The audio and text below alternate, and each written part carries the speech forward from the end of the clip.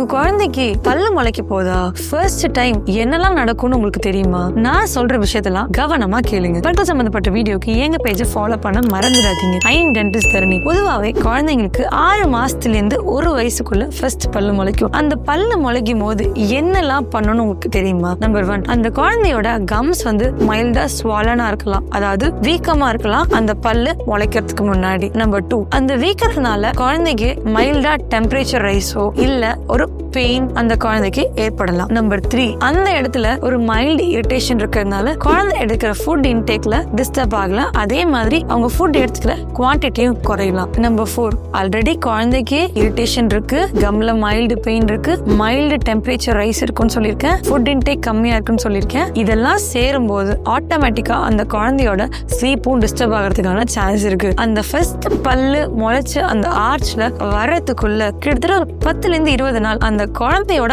Complete ரொட்டீனே மாறி இருக்கும். ஆனா அந்த பல்லு முளைச்சதுக்கு அப்புறம் இது எல்லாமே நார்மலைஸ் ஆகும். குழந்தையுள்ள உங்க ஃப்ரெண்ட்ஸ்க்கு மறக்காம இந்த வீடியோ ஷேர் பண்ணுங்க.